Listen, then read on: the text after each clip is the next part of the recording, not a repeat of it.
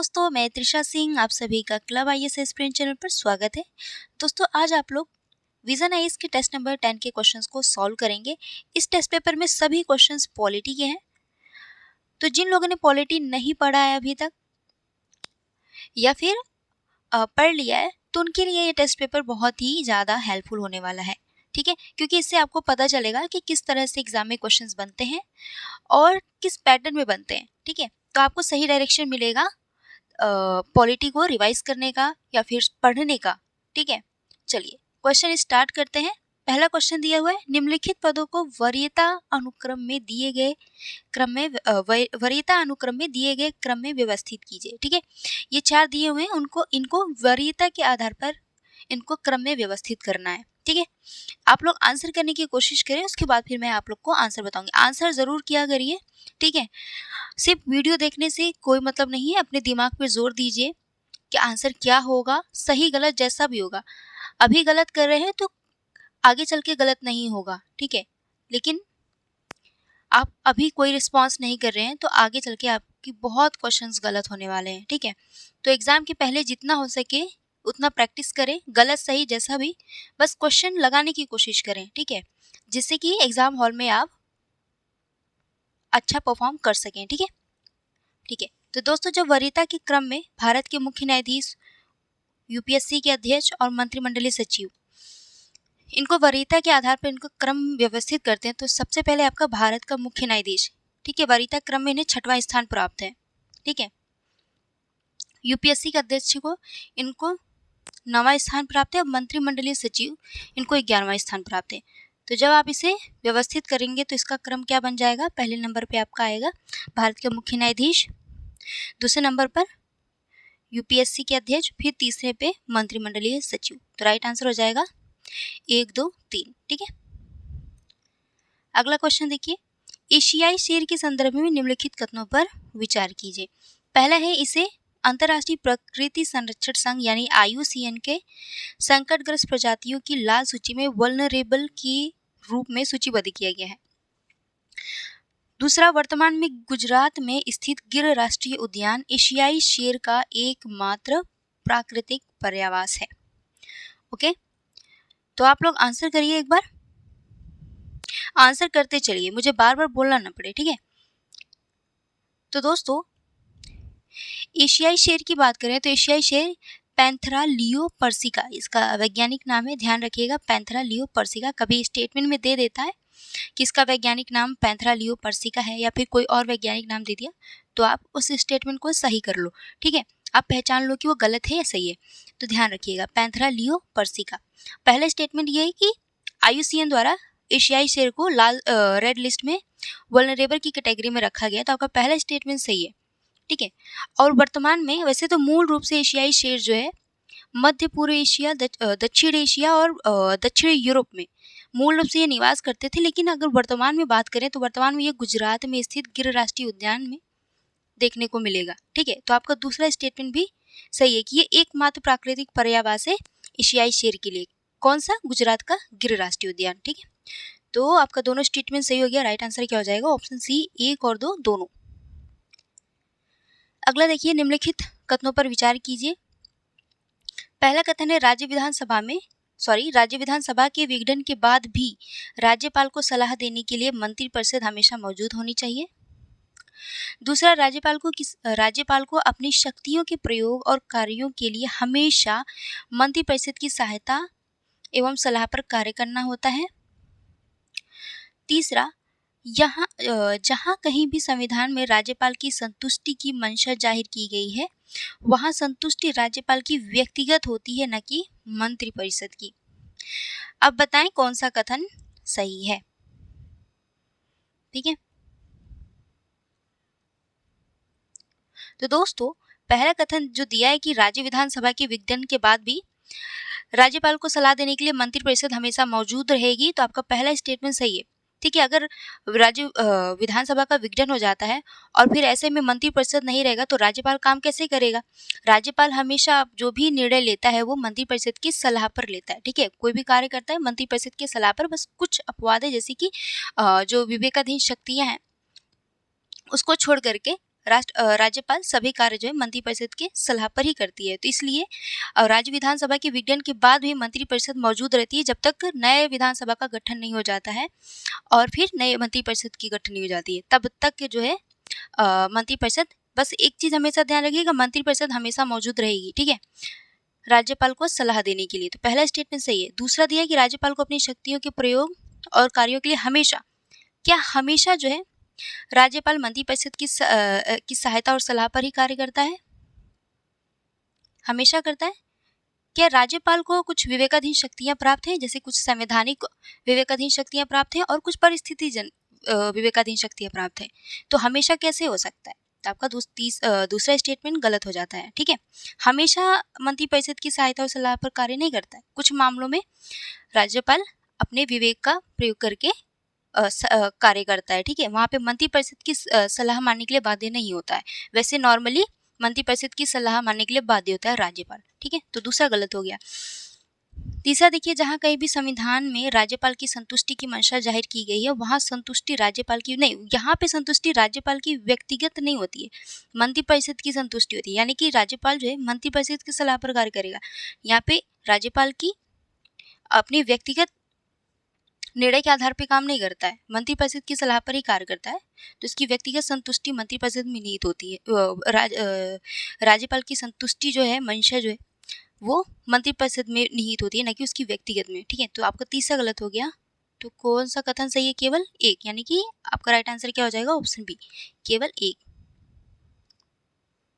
अगला देखिए दोस्तों, हमारा ये जो टेस्ट सीरीज का क्लास है, प्रोग्राम है, ठीक है, रोज दोपहर 12 बजे विजन आईएएस का टेस्ट पेपर सॉल्व कराया जाता है, रोज दोपहर 12 बजे, ठीक है। और संस्कृति आईएएस का भी मैं ही सॉल्व कराती थी, 3 बजे सॉल्व कराया जाता था। अभी उसको बीच में ब्रेक कर दिया गया है। अभी विजन आईएएस का सॉल्व कराया जा रहा है, बीच बीच में मैं संस्कृति आईएएस का भी टेस्ट पेपर सॉल्व कराऊंगी, ठीक है। लेकिन अभी बहुत सारे बच्चों ने डिमांड किया है कि विजन आईएएस का कराया जाए, इस वजह से आप लोग की डिमांड के आधार पर विजन आईएएस का कराया जा रहा है, ठीक है। और इसका पीडीएफ आपको कहाँ से मिलेगा? तो इसका पीडीएफ आपको हमारा फ्री टेलीग्राम ग्रुप है, ठीक है, हमारा टेलीग्राम चैनल है, जिसका लिंक जो है आपको कमेंट बॉक्स में मेंशन कर दिया जाएगा। तो आप यहाँ से जाके इस ग्रुप को ज्वाइन कर लीजिए और इस ग्रुप में जब भी कोई टेस्ट पेपर सॉल्व कराया जाएगा तो उसका पीडीएफ आपको उस ग्रुप में मिल जाया करेगा, ठीक है। तो नीचे कमेंट बॉक्स में मेंशन कर दिया गया है, आप यहाँ से पीडीएफ डाउनलोड कर लीजिए, हमारे ग्रुप में ज्वाइन हो जाइए। वहाँ पे आपको टेस्ट का शेड्यूल, यानी कि आज जो टेस्ट हुआ है इसका पीडीएफ आपको तुरंत मिलेगा क्लास के बाद। उसके बाद कल कौन सा टेस्ट होगा वो आपको पहले ही बता दिया जाता है, जिससे कि आप लोग एक बार रिवीजन कर सको, ठीक है। तो इससे कहीं ना कहीं आपको एक बताया जाता है, आपको एक शेड्यूल डिसाइड कर दिया जाता है कि हाँ आपको ये पढ़ना है, ठीक है। जो डेडिकेटेड बच्चे होते हैं वो टेस्ट के अकॉर्डिंग अपनी पढ़ाई रिवीजन करते रहते हैं। तो जैसे कि अभी ये टेस्ट पेपर कल भी पॉलिटी चलेगी, ठीक है, 50-50 क्वेश्चन हम लोग हर सेशन में कंप्लीट करते हैं, तो कल भी पॉलिटी चलेगी। उसके बाद नेक्स्ट सेशन जो होगा आपका टेस्ट नंबर 11 का, ये मॉडर्न हिस्ट्री का होगा। तो मैं इसको ये मैं बता देती हूँ अपने ग्रुप में, ठीक है। तो जो बच्चे पढ़ना चाहते हैं तो मॉडर्न हिस्ट्री रिवाइज करते हैं, उसके बाद टेस्ट पेपर लगाते हैं, और ये पीडीएफ में शेयर कर दूंगी एज इट इज़, ऐसा भी और सिंपल, ठीक है, बिना हाईलाइट्स के, ओके। चलिए, संघ सरकार की कार्यकारी शक्तियों के संदर्भ में निम्नलिखित कथनों पर विचार कीजिए। पहला कथन है, इसे समवर्ती विषयों पर पूर्ण कार्यकारी अधिकार होता है। पूर्ण कार्यकारी अधिकार होता है। जब भी स्टेटमेंट पढ़ें बहुत ध्यान से पढ़ें, क्योंकि स्टेटमेंट में ही आपका आंसर छुपा होता है, ठीक है। इसमें समवर्ती सूचियों पर पूर्ण कार्यकारी अधिकार होता है और संघ सरकार की कार्यकारी शक्तियों के संदर्भ में बात कर रहा है, ठीक है। दूसरा स्टेटमेंट दिया है कि किसी भी संधि या समझौते के मामले में केंद्र की कार्यकारी शक्ति संपूर्ण भारत तक विस्तृत होती है, ओके। तो बताइए कि इसका राइट आंसर क्या होगा, ठीक है। तो दोस्तों, आप लोग बहुत लोग बोलते हैं कि मैम ऑप्शन दिखाइए, तो हमेशा ऑप्शन का जो पैटर्न है वही है, केवल एक, केवल दो। ऑप्शन ए में केवल एक, ऑप्शन बी में केवल दो, ऑप्शन सी में एक और दो। अगर पूछता है कौन सा और कितने हैं, तो कितने में तो 1 2 3 4, ये हमेशा ऑप्शन का पैटर्न रहता है, इसको ध्यान रखिएगा, ठीक है। चलिए देखिए, संघ सरकार की कार्यकारी शक्तियों की बात करें तो समवर्ती विषयों पर पूर्ण कार्यकारी अधिकार केंद्र सरकार की नहीं होती, संघ सरकार नहीं होती। इस पे विषय, इस समवर्ती सूची पे कानून जो है केंद्र भी बनाती है और राज्य भी बनाती है। तो पूर्ण कार्यकारी अधिकार संघ सरकार में निहित नहीं होती, बल्कि राज्यों में भी निहित होती है। तो पहला गलत हो जाएगा। दूसरा स्टेटमेंट सही है कि अगर किसी भी संधि या समझौते के मामले में केंद्र सरकार कोई नियम बनाती है, कोई कानून बनाती है, कोई भी एक्ट विधेयक ले आती है। जब वो विधेयक एक्ट बनता है तो पूरे संपूर्ण भारत पर वो लागू होती है। ठीक है, तो आपका दूसरा स्टेटमेंट सही है, तो राइट आंसर क्या हो जाएगा? ऑप्शन बी हो जाएगा। अगला देखिए, कथन 1, स्थानीय सरकार की कमजोर वित्तीय स्थिति भारत में वास्तविक राजकोषीय संघवाद को प्राप्त करने में बाधा है। ठीक है, दूसरा कथन है, स्थानीय सरकारों की कर संग्रह और कराधान शक्तियां अपर्याप्त हैं। तो आप लोग को पता होगा कि स्थानीय सरकार यानी कि पंचायती राज व्यवस्था और नगर पालिका, इन लोगों को जो है कर संग्रह यानी कि कहीं ना कहीं आय के स्रोत बहुत ही सीमित है। ठीक है, और इस आय के स्रोत सीमित होने की वजह से ये जो है डिपेंड होते हैं राज्य पर। ठीक है, तो ऐसे में क्या होगा कि आपका पहला स्टेटमेंट सही हो जाता है कि स्थानीय सरकार की कमजोर वित्तीय स्थिति भारत में वास्तविक राजकोषीय संघवाद को प्राप्त करने में बाधा है। और दूसरा भी स्टेटमेंट सही है कि स्थानीय सरकारों को कर संग्रह और कराधान शक्तियां अपर्याप्त होती हैं। तो दोनों स्टेटमेंट सही हैं और कथन 1 कथन 2 की व्याख्या करती है। तो राइट आंसर क्या हो जाएगा आपका? ऑप्शन ए हो जाएगा। अगला देखिए, निम्नलिखित में से कौन से व्यय भारत की संचित निधि पर भारित होते हैं? ठीक है, पहला दिया है राष्ट्रपति और उपराष्ट्रपति के वेतन और भत्ते, दूसरा उच्चतम न्यायालय के न्यायाधीशों के वेतन और पेंशन, तीसरा ऋण प्रभार जिसके लिए भारत सरकार उत्तरदायी है, चौथा संसद सदस्यों की पेंशन, पांचवा कैग कार्यालय और भारत निर्वाचन आयोग के प्रशासनिक व्यय। ठीक है, तो बताइए कि भारत की संचित निधि पर भारित होते हैं। ये क्वेश्चन एग्जाम में बहुत पूछता है और जो पहला क्वेश्चन जो था वरीयता क्रम के आधार पर उसको व्यवस्थित करना था। ठीक है, क्रम में लगाना था, उससे भी क्वेश्चन एग्जाम में बहुत पूछता है। तो जब भी ये क्लास कंप्लीट होगी तो मैं जो है आपका पहला क्वेश्चन वाला एक्सप्लेनेशन और इस क्वेश्चन का एक्सप्लेनेशन, क्योंकि लक्ष्मीकांत में इतना डिटेल में नहीं दिया है, तो इन दोनों का मैं एक्सप्लेनेशन आपको शेयर कर दूंगी। ठीक है, टेलीग्राम ग्रुप पे, और रट लीजिएगा। रटना नहीं है, मतलब 1-2 बार 4 बार रिवाइज करेंगे, बार बार देखेंगे तो आपको एक बार दिमाग में जब घुस जाएगा तो फिर एक क्वेश्चन उस तरह का अगर एग्जाम में आता है तो गलत नहीं होगा। ठीक है, एक ये वाला पीडीएफ में एक्सप्लेनेशन दूंगी आपको और एक पहला वाला क्वेश्चन का एक्सप्लेनेशन दूंगी, उसको आप लोग पढ़ लेना। ठीक है, चलिए, हाँ, तो आपको क्या करना है, भारत की संचित निधि पर भारित होते हैं कौन कौन से व्यय, ये आपको बताना है। तो दोस्तों, भारत की संचित निधि पर राष्ट्रपति और उपराष्ट्रपति की वेतन और भत्ते भारित होते हैं, उच्चतम न्यायालय और उच्च न्यायालय के न्यायाधीशों के वेतन और भत्ते। ठीक है, उच्चतम न्यायालय और साथ ही में उच्च न्यायालय, ठीक है, हाई कोर्ट और सुप्रीम कोर्ट के न्यायाधीशों के वेतन और पेंशन भी भारत की संचित निधि पर भारित होते हैं। और इसके साथ ही ऋण प्रभार जिसके लिए भारत सरकार उत्तरदायी होता है, ये भी भारत की संचित निधि पर भारित होता है। संसद सदस्यों के पेंशन ये नहीं, ठीक है, ये भारत की संचित निधि भारित नहीं होता है। और कैग कार्यालय और भारत निर्वाचन आयोग के प्रशासनिक व्यय ये भी नहीं भारित होता है। ठीक है, भारत निर्वाचन आयोग द्वारा निर्वाचन से संबंधित जो भी व्यय होता है, ठीक है, निर्वाचन से संबंधित जो भी व्यय होगा वो जो है भारत की संचित निधि पर भारित होता है, न कि भारत निर्वाचन आयोग के प्रशासनिक व्यय। ठीक है, यहाँ पे ये आपका चौथा और पांचवा जो है नहीं शामिल होता है। पहला, दूसरा और तीसरा आपका भारत की संचित निधि पर भारित होता है। तो राइट आंसर क्या हो जाएगा? ऑप्शन बी 1, 2 और 3। इसके साथ ही भारत के नियंत्रक महालेखा परीक्षक का जो वेतन भत्ता होता है वो भारत की संचित निधि पर भारित होता है। राज्यसभा के सभापति और उपसभापति के वेतन भत्ते भारत की संचित निधि पर भारित होता है। लोकसभा के अध्यक्ष और उपाध्यक्ष के वेतन और भत्ते भारत की संचित निधि पर भारित होता है। ठीक है, अभी मैं इसका पीडीएफ में क्लास कंप्लीट जैसे ही होगा आप लोग तुरंत उसमें जाइएगा, आपको मिल जाएगा, आप याद कर लीजिएगा। ठीक है, कि भारत की संचित निधि पर किसके व्यय, कौन कौन से व्यय शामिल होते हैं, ठीक है, या भारित होते हैं।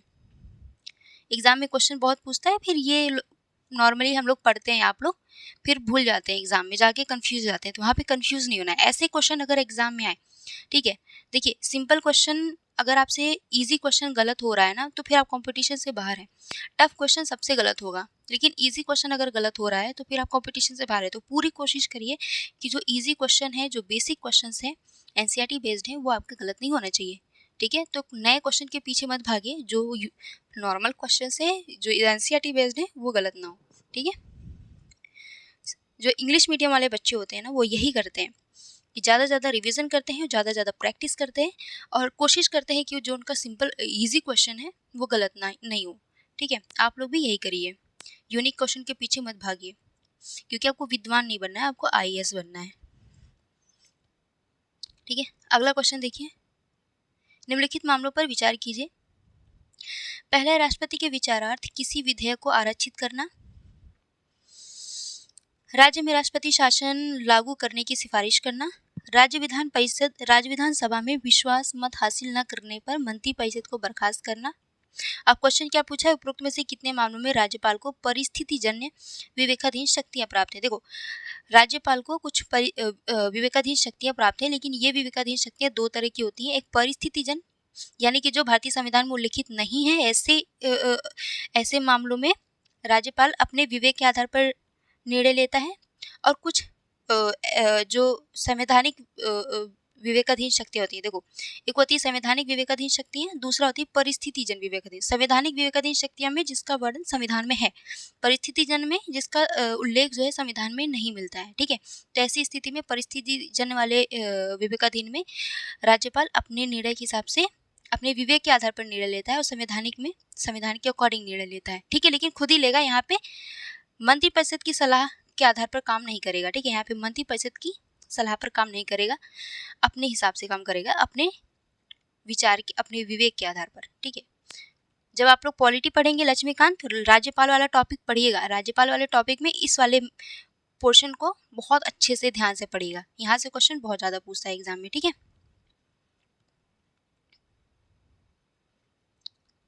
आपको इससे आइडिया लगता रहेगा कि कैसे क्वेश्चन पूछता है एग्जाम में, और फिर याद भी होगा। चलिए, अब देखिए, परिस्थितिजन यानी कि राज्यपाल की परिस्थितिजन विवेकाधीन शक्ति कौन कौन सी है, ऊपर बताएं इन तीनों में से।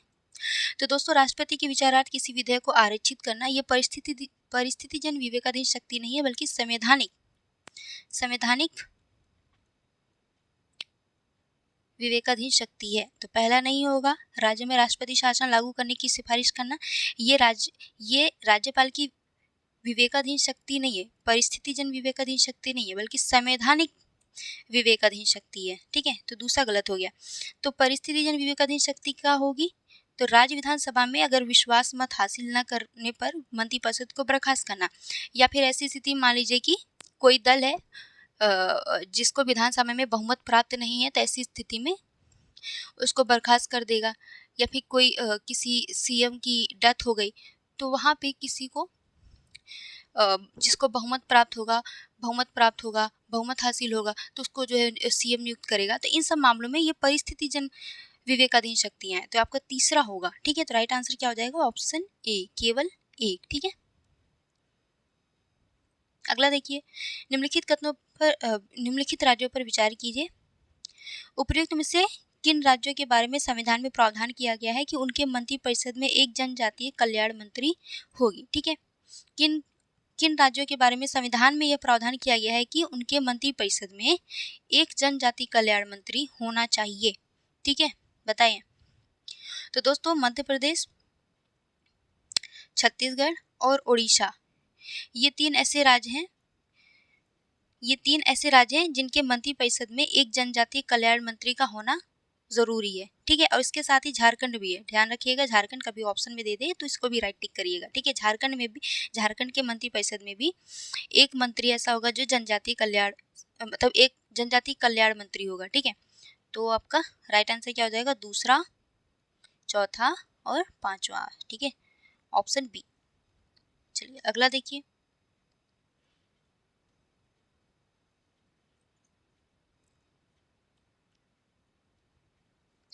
भारतीय संसद में कोई सीट किन परिस्थितियों में रिक्त हो सकती है। ठीक है, भारतीय संसद में कोई सीट किन परिस्थितियों में रिक्त हो सकती है। पहला स्टेटमेंट देखिए, यदि सांसद मतदान के संबंध में अपने दल के निर्देशों की अवहेलना करता है। दूसरा, यदि कोई सांसद अनुमति के साथ 90 दिनों से अधिक समय तक संसद के किसी बैठकों से अनुपस्थित रहता है। ठीक है, तीसरा देखिए, यदि किसी दोषी सांसद को कारावास की अवधि की परवाह किए बिना अयोग्य ठहराया जाता है। चौथा है, यदि किसी सांसद के निर्वाचन को सक्षम न्यायालय द्वारा शून्य घोषित कर दिया जाता है। ठीक है, यदि किसी सांसद के निर्वाचन को सक्षम न्यायालय द्वारा शून्य घोषित कर दिया जाता है। तो बताएं कि इन चारों परिस्थितियों में किन किन परिस्थितियों में संसद में कोई सीट जो है रिक्त हो सकती है। तो दोस्तों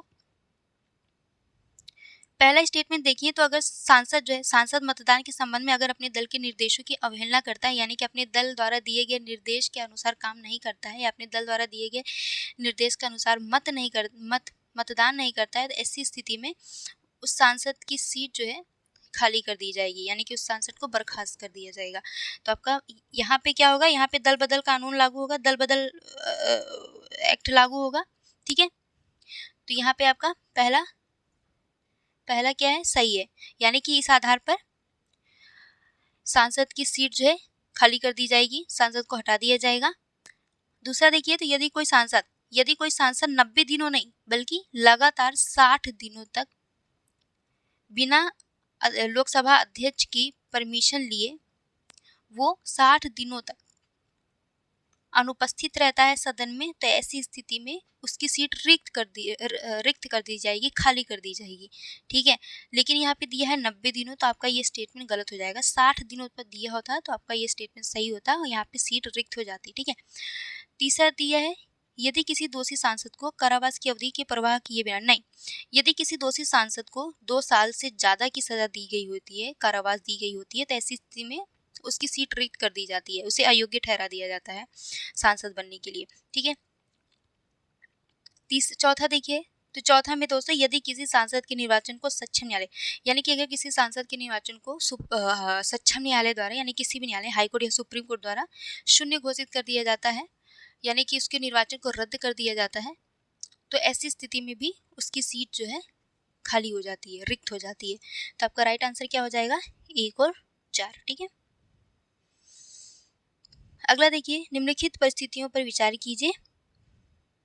क्वेश्चन क्या पूछा है, उपरोक्त में से कितनी परिस्थितियों पर दल बदल विरोधी कानून लागू होगा। ठीक है, दल बदल विरोधी कानून लागू होगा किन किन परिस्थितियों में। चलिए, पहला स्टेटमेंट देखिए, दल ए, यानी जो सत्तारूढ़ दल है उसकी बात कर रहा है, दल ए से संसद का एक निर्वाचित सदस्य दल के नेतृत्व से निराश हो जाता है, वह दल की नीतियों और निर्णयों के खुलेआम आलोचना करता है, अंततः वह दल बी में शामिल होने का निर्णय करता है जो विपक्ष में है। तो दोस्तों अगर कोई सांसद, ठीक है, मान लो सत्तारूढ़ दल में है या सत्तारूढ़ दल में नहीं है, अगर विपक्षी दल में, तो वो अपने दल को छोड़ करके किसी और दल में 6 महीने के बाद किसी और दल में शामिल हो जाता है, तो ऐसी स्थिति में से दल बदल के आधार पर अयोग्य ठहरा दिया जाता है। ठीक है, तो आपका पहला स्टेटमेंट सही है।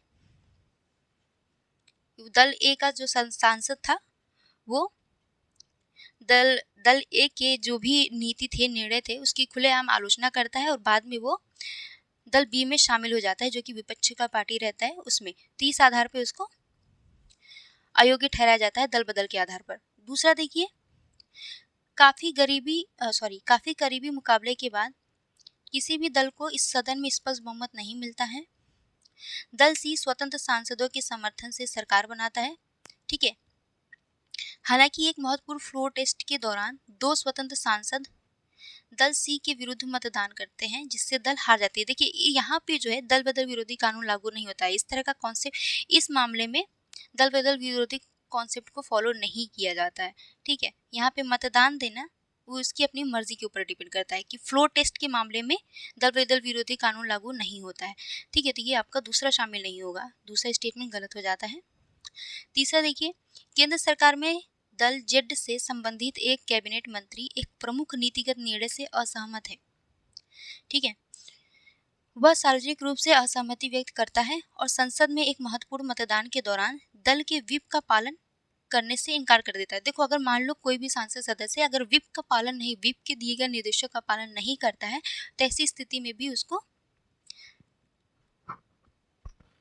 एक मिनट सॉरी, यहाँ पे जो फ्लोर टेस्ट का मामला था, मैं यहाँ पे गलत कर दी। यहाँ पे जो फ्लोर टेस्ट का मामला है, यहाँ पे दल बदल विरोधी कानून लागू होगा। ठीक है, इस वाले मामले में दल बदल यानी कि व्हिप का पालन करने से इनकार कर देता है, तो ऐसी स्थिति में दल बदल विरोधी कानून लागू नहीं होगा। यहाँ पे इस तरह का कोई कॉन्सेप्ट नहीं है। ठीक है, सॉरी दोस्तों, थोड़ा सा वो मिक्सिंग सा हो गया था। ठीक है, तो आपका राइट आंसर क्या हो जाएगा, ऑप्शन बी। नेक्स्ट क्वेश्चन देखिए, भारत के महान्यायाधीश के संदर्भ में निम्नलिखित कथनों पर विचार कीजिए। पहला कथन है, इंग्लैंड की तरह भारत का महान्यायवादी कैबिनेट का सदस्य होता है। दूसरा है, भारत के महान्यायाधीश की नियुक्ति संसद में बहुमत द्वारा पुष्टि की जानी चाहिए। ठीक है, तो बताना है कि कौन सा कथन सही है। तो दोस्तों, भारत का महान्यायाधीश जो है, भारत का महान्यायाधीश कैबिनेट का सदस्य नहीं होता है। आपका पहला स्टेटमेंट गलत हो जाता है। दूसरा दिया कि भारत के महान्यायाधीश की नियुक्ति संसद में बहुमत द्वारा पुष्टि की जानी होती, नहीं, दूसरा भी गलत है, क्योंकि भारत के महान्यायाधीश की नियुक्ति जो है राष्ट्रपति द्वारा की जाती है और ये राष्ट्रपति के प्रसाद पर्यंत पद धारण करता है। ठीक है, और भारत का महान्यायाधीश जो है भारत सरकार का प्रथम विधि अधिकारी होता है, आपको पता ही होगा। तो दोनों स्टेटमेंट गलत है, तो राइट आंसर क्या हो जाएगा? ऑप्शन डी हो जाएगा। अगला देखिए, निम्नलिखित कथनों पर विचार कीजिए। पहला कथन है, संकल्प का उद्देश्य सार्वजनिक हित के मामलों की ओर सदन या सरकार का ध्यान आकर्षित करना होता है। दूसरा है, सभी संकल्प प्रस्ताव होते हैं लेकिन सभी प्रस्ताव संकल्प नहीं होते हैं। ठीक है, दोनों स्टेटमेंट आपका सही है। संकल्प क्या, प्रत्येक संकल्प जो है विशेष प्रकार का प्रस्ताव पारित रखता है। प्रस्ताव में क्या होता है? प्रस्ताव में जटिल प्रक्रिया होती है और संकल्प में सरल, इसको ध्यान रखिएगा। अगला देखिए, निम्नलिखित में से कौन सा कथन हाल ही में सुर्खियों में रहने वाले पद पांडुबुला गुट्टा का सर्वोत्तम वर्णन करता है? पांडुबुला गुट्टा, ठीक है, पांडुबुला गुट्टा क्या है? तो यह तेलंगाना में स्थित एक भू विरासत स्थल है। ठीक है, ये पांडुबुला गुट्टा क्या है? एक भू विरासत स्थल है जो तेलंगाना में स्थित है। तो राइट आंसर हो जाएगा आपका ऑप्शन बी। ठीक है, अगला देखिए, हम लोग जल्दी जल्दी क्वेश्चन को सॉल्व करने की कोशिश करेंगे जिससे कि आपका समय बचे। ठीक है, और बचे हुए समय में आप लोग अपना रिविजन करें। राज्यपाल की अध्यादेश जारी करने की शक्ति के संदर्भ में निम्नलिखित में से कौन सा कथन सही है? ठीक है, राज्यपाल की अध्यादेश जारी करने के संदर्भ में, तो यदि समान प्रावधानों वाले विधेयक को प्रस्तुत करने के लिए राष्ट्रपति की पूर्व स्वीकृति की आवश्यकता होती है तो राज्यपाल राष्ट्रपति के निर्देश के बिना अध्यादेश जारी नहीं कर सकता। तो आपका ये राइट आंसर हो जाएगा ऑप्शन ए। अगला देखिए, निम्नलिखित पर विचार कीजिए। प्रथम चरण से शुरू करते हुए उपयुक्त चरणों का सही क्रम क्या है? ठीक है, तो बजट प्रक्रिया दी हुई है 4, तो बजट प्रक्रिया को सही क्रम में लिखना है। तो सबसे पहले बजट प्रक्रिया में क्या होता है कि पहले बजट का प्रस्तुतिकरण होता है। ठीक है, सबसे पहले बजट का प्रस्तुतिकरण होता है, उसके बाद फिर बजट पर आम बहस होती है। बजट का पहले प्रस्तुतिकरण होता है, ये बहुत इंपॉर्टेंट है, हर बार क्वेश्चन पूछता है। बजट में प्रस्तुतिकरण होती है पहले, फिर बजट पर आम बहस होती है। ठीक है, उसके बाद क्या होता है? विभागीय, ठीक है, उसके बाद विभागीय स्थायी समितियों द्वारा जांच की जाती है। फिर उसके बाद क्या होता है? अनुदान मांगों पर चर्चा की जाती है। अनुदान मांगों पर चर्चा और मतदान होती है, पहला। उसके बाद इस पर विनियोग विधेयक पर विचार किया जाता है और पारित किया जाता है, चौथा। फिर लास्ट में वित्त विधेयक को पारित कर दिया जाता है। तो आपका क्रम क्या बनेगा? 3, 1, 4, 2। राइट आंसर क्या होगा? Option A. ठीक है, राइट आंसर ऑप्शन ए। अगला देखिए, हाल ही में सुर्खियों में रहा ड्रैगन फ्लाई मिशन क्या है? तो दोस्तों, यह शनि के सबसे बड़े चंद्रमा टाइटन पर, शनि के सबसे बड़े चंद्रमा यानी कि शनि के सबसे बड़े उपग्रह टाइटन पर जीवन की संभावना का पता लगाने के लिए नासा का एक मिशन है, dragon fly mission. Right answer हो जाएगा ऑप्शन डी। अगला देखिए, निम्नलिखित पर विचार कीजिए। उपयुक्त राज्यों में से कितने द्विसदनीय विधायिका हैं? कितने में द्विसदनीय विधायिका हैं? तो टोटल 6 राज्यों में, वर्तमान में टोटल 6 राज्यों में द्विसदनीय विधायिका हैं। ठीक है, कौन कौन से राज्यों में? आंध्र प्रदेश, तेलंगाना, राजस्थान में है क्या? बताओ, राजस्थान में है क्या? राजस्थान में नहीं है, बिहार में है। ठीक है, आंध्र प्रदेश, तेलंगाना, बिहार, और 3 और राज्य कौन कौन से हैं? तो कर्नाटका है आपका, कर्नाटका में द्विसदनीय विधायिका है, महाराष्ट्र में द्विसदनीय विधायिका है, और यूपी में द्विसदनीय विधायिका है। तो याद रख लीजिएगा, आंध्र प्रदेश, तेलंगाना, कर्नाटका, महाराष्ट्र। ठीक है, दक्षिण भारत के राज्यों को पहले क्रम में याद कर लीजिए। तो आंध्र प्रदेश, तेलंगाना, कर्नाटका, महाराष्ट्र, फिर ऊपर आ जाइए तो उत्तर प्रदेश और बिहार। ऐसे आप याद किया करिए। ठीक है, जब याद करें तो कोई ना कोई ट्रिक बना ले। तो दक्षिण भारत में आंध्र प्रदेश, तेलंगाना, कर्नाटका, महाराष्ट्र और यूपी, बिहार। तो राइट आंसर क्या हो जाएगा? 1, 2 और 4, यानी कि टोटल कितने कथन सही है? 3। राइट आंसर हो जाएगा ऑप्शन सी। अगला क्वेश्चन देखिए आप लोग, मीथेन सेट के संदर्भ में निम्नलिखित कथनों पर विचार कीजिए। पहला है, इसका प्रक्षेपण स्पेस एक्स रॉकेट से किया गया है। दूसरा, यह वैश्विक स्तर पर मीथेन के उत्सर्जन को ट्रैक कर सकता है। तीसरा, इससे उत्पन्न डेटा को लगभग वास्तविक समय पर निःशुल्क सार्वजनिक किया जाएगा। तो बताना है मीथेन सेट के संदर्भ में कितने कथन सही हैं। तो दोस्तों हाल ही में मार्च 2024 में मीथेन सेट, इसका प्रक्षेपण जो है स्पेस एक्स पे फाल्कन 9 रॉकेट्स इसको प्रक्षेपित किया गया। तो आपका पहला स्टेटमेंट सही है। और इसका काम ये क्या करता है मीथेन सेट, ये मीथेन के उत्सर्जन को ट्रैक करेगा। तो आपका दूसरा स्टेटमेंट सही है। हमारे ये पृथ्वी के ऊपर परिक्रमण करेगा पृथ्वी का, और वायुमंडल में जितने भी मीथेन गैस है इसको ट्रैक करेगा कि कितनी वायुमंडल में इस मीथेन गैस की कितनी सांद्रता है, ठीक है, और कहाँ कहाँ से किन जगहों से उत्सर्जित हो रहा है मीथेन ज़्यादा। तो इन सभी मामलों को ये ट्रैक करेगा, ठीक है, क्योंकि ग्लोबल वार्मिंग में मीथेन का बहुत ज़्यादा योगदान है, ठीक है। तो इस वजह से मीथेन सेट को लाया गया, जिससे कि मीथेन के उत्सर्जन को ट्रैक किया जा सके। और रियल टाइम में ये क्या करेगा, ये रियल टाइम में डेटा को निःशुल्क, मतलब इसमें कोई वो शुल्क नहीं लेगा, ठीक है, फ्री में इस अपने डेटा को लोगों तक पहुंचाएगा, सार्वजनिक करेगा, ठीक है, पब्लिश करेगा।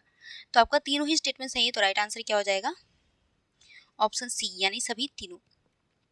अगला देखिए, निम्नलिखित कथनों पर विचार कीजिए। पहला कथन दिया हुआ है पहला कथन दिया है, जब एक ही व्यक्ति 2 या 2 से अधिक राज्यों का राज्यपाल नियुक्त किया जाता है तो उसे देय वेतन और भत्तों को संसद द्वारा, जब भी स्टेटमेंट पढ़े बहुत ध्यान से पढ़े, ठीक है, संसद द्वारा निर्धारित अनुपात में राज्यों द्वारा साझा किया जाता है। दूसरा कथन है कि राज्यपाल को ऐसे वेतन भत्ते और विशेषाधिकार प्राप्त होंगे जो संसद द्वारा निर्धारित किए जाएंगे। तो बताएं कौन सा कथन सही है, कौन सा ऑप्शन आपका राइट आंसर होगा, ठीक है। तो दोस्तों पहला स्टेटमेंट जो दिया है कि एक व्यक्ति अगर 2 या 2 से अधिक राज्यों का राज्यपाल नियुक्त होता है तो उसको जो वेतन भत्ता दिया जाएगा वो संसद द्वारा निर्धारित अनुपात में राज्यों द्वारा साझा किया जाएगा। नहीं, संसद नहीं इसको निर्धारित करेगा, राष्ट्रपति द्वारा निर्धारित किया जाएगा कि किस अनुपात में किस अनुपात में राज्यों द्वारा इसको साझा किया जाएगा। यानी कि सभी राज्य जो है राष्ट्रपति द्वारा निर्धारित अनुपात के आधार पर राज्यपाल को वेतन भत्ता दिया जाएगा। तो आपका पहला स्टेटमेंट गलत हो गया। दूसरा दिया कि राज्यपाल को ऐसे वेतन भत्ते और विशेषाधिकार प्राप्त होंगे जो संसद द्वारा निर्धारित होगा, ठीक है। तो दूसरा कथन सही है कि जो भी विशेषाधिकार राज्यपाल को प्राप्त होंगे या वेतन भत्ता जो है इसका निर्धारण कौन करेगा, संसद द्वारा निर्धारित किया जाएगा, ठीक है।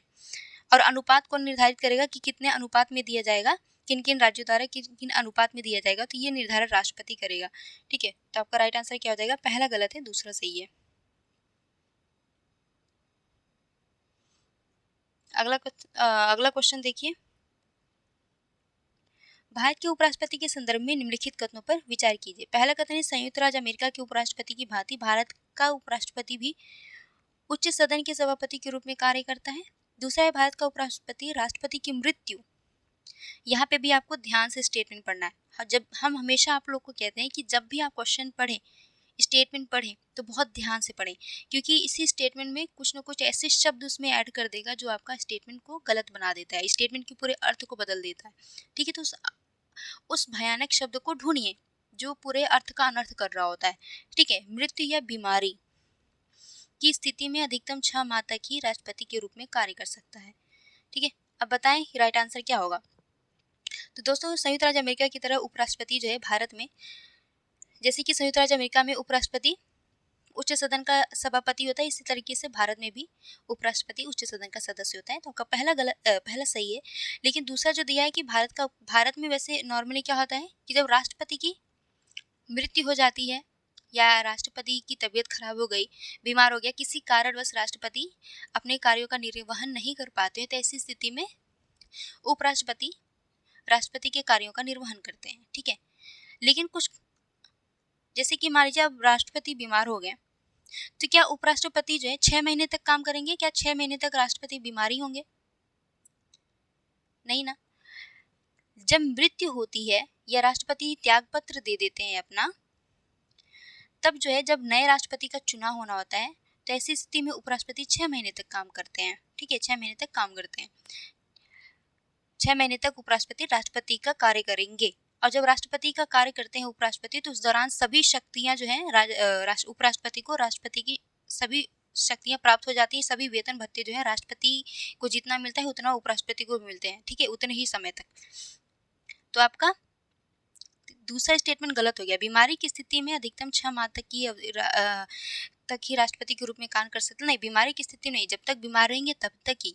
ठीक है, बस त्याग पत्र दे देते हैं राष्ट्रपति, या राष्ट्रपति की मृत्यु हो जाती है तो 6 महीने तक, मैक्सिमम 6 महीने तक उपराष्ट्रपति राष्ट्रपति के कार्यों का निर्वहन करेंगे। जब राष्ट्रपति क्योंकि 6 महीने तक, 6 महीने के भीतर नए राष्ट्रपति का चुनाव हो जाता है। ठीक है, निर्वाचन हो जाता है, चुनाव नहीं, निर्वाचन हो जाता है। तो आपका दूसरा स्टेटमेंट गलत हो गया, केवल एक आपका राइट आंसर होगा ऑप्शन ए। ठीक है, अगला देखिए, भारत में जिला योजना समिति के संदर्भ में निम्नलिखित कथनों पर विचार कीजिए। पहला कथन है, इसका गठन भारतीय संविधान के प्रावधानों के तहत किया गया है। ठीक है, दूसरा दिया, यह जिले में पंचायतों और नगर पालिकाओं द्वारा तैयार की गई योजनाओं को समेकित करने के लिए जिम्मेदार है। तीसरा, इसका कार्य संपूर्ण जिले के लिए विकास योजना का प्रारूप तैयार करना है। चौथा दिया, जिला पंचायत अध्यक्ष का चुनाव जिले की पंचायतों और नगर पालिकाओं के निर्वाचित सदस्यों द्वारा किया जाता है। तो बताएं कितने कथन सही हैं आपके। तो दोस्तों, जिला योजना समिति के संदर्भ में आपका पहला स्टेटमेंट सही है कि जिला योजना समिति का गठन जो है भारतीय संविधान के प्रावधानों के अनुसार हुआ है, अनुच्छेद 243 जेड जी के आधार पर। ठीक है, तो आपका पहला स्टेटमेंट सही है। और ये जो है, ये जिले में पंचायतों और नगर पालिकाओं द्वारा तैयार की गई योजनाओं को समेकित करने के लिए जिम्मेदार होता है। तो दूसरा स्टेटमेंट सही है। और ये इसका कार्य जो है संपूर्ण जिले की विकास योजना का प्रारूप तैयार करना है, यानी कि ये जो है संपूर्ण जिले के विकास के लिए योजना का प्रारूप तैयार करता है। तो तीसरा सही है। चौथा गलत है, जिसमें दिया है कि जिला पंचायत अध्यक्ष का चुनाव जिले की पंचायतों और नगर पालिकाओं के निर्वाचित सदस्यों द्वारा की जाती है। तो ये गलत है आपका। तो राइट आंसर क्या हो जाएगा, ऑप्शन सी, केवल 3। अगला देखिए, निम्नलिखित कथनों पर विचार कीजिए। पहला कथन है, कोई भी व्यक्ति अनुसूचित जाति समुदाय का सदस्य है, वह उनके लिए अनारक्षित सीट पर चुनाव नहीं लड़ सकता है।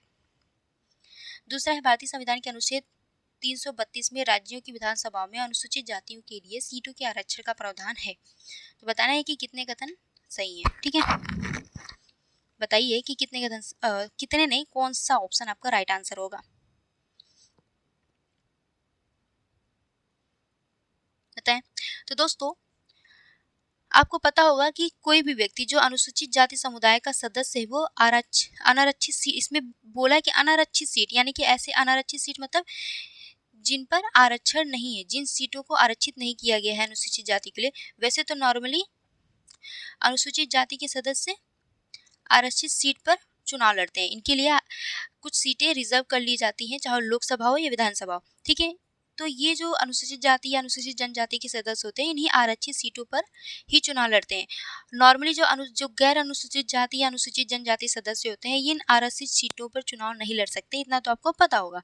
ठीक है, तो क्या ये जो अनुसूचित जाति के समुदाय के सदस्य हैं, क्या ये अनारक्षित सीट, यानी कि जो अनारक्षित सीट है, यानी कि जो सीटें आरक्षित नहीं की गई हैं इनके लिए, क्या उन पर भी ये चुनाव लड़ सकते हैं, उन सीटों पर भी चुनाव लड़ सकते हैं? तो बिल्कुल लड़ सकते हैं। इसमें दिया नहीं लड़ सकते हैं, तो ये गलत है। ठीक है, ये स्टेटमेंट गलत है। अनुसूचित जाति समुदाय का सदस्य जो है अनारक्षित सीट पर भी चुनाव लड़ सकता है। जरूरी नहीं कि उसके लिए जो सीटें आरक्षित की गई हैं सिर्फ उन्हीं सीटों पर ही चुनाव लड़े। नहीं, जिन सीटों को आरक्षित नहीं किया गया है इन लोगों के लिए, उन सीटों पर भी ये चुनाव लड़ सकते हैं। वैसे नॉर्मली कोई व्यक्ति जो है, जो अनुसूचित जाति या अनुसूचित जनजाति का सदस्य नहीं है, वो इनके आरक्षित सीटों पर चुनाव नहीं लड़ सकता है। इनके लिए जितनी सीट रिजर्व की गई है, नॉर्मली जो अनुसूचित जाति या अनुसूचित जनजाति समुदाय का सदस्य नहीं है, वो इन आरक्षित सीटों पर चुनाव नहीं लड़ सकता। लेकिन जो ये समुदाय, जो अनुसूचित जाति समुदाय के सदस्य हैं, ये अनारक्षित सीटों पर चुनाव लड़ सकते हैं। ये किसी भी सीट पर चुनाव लड़ सकते हैं, फिर चाहे वो आरक्षित हो या अनारक्षित हो। ठीक है, तो पहला गलत हो गया क्योंकि इसमें दिया है नहीं लड़ सकता। दूसरा सही हो गया क्योंकि इस तरह के स्टेटमेंट पे आपका ऑटोमेटिकली अगर पहला गलत है तो दूसरा सही होता है ऑप्शन में। ये इसमें यही एक फायदा होता है, लेकिन तब भी ध्यान से पढ़ें।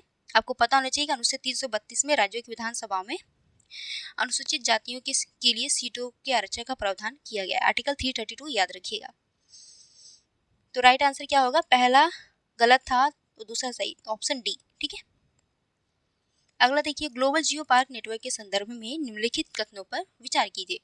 पहला कथन है, यह यूनेस्को का एक कार्यक्रम है जो उत्कृष्ट वैज्ञानिक विरासत वाले क्षेत्रों को मान्यता प्रदान करता है और उन्हें बढ़ावा देता है।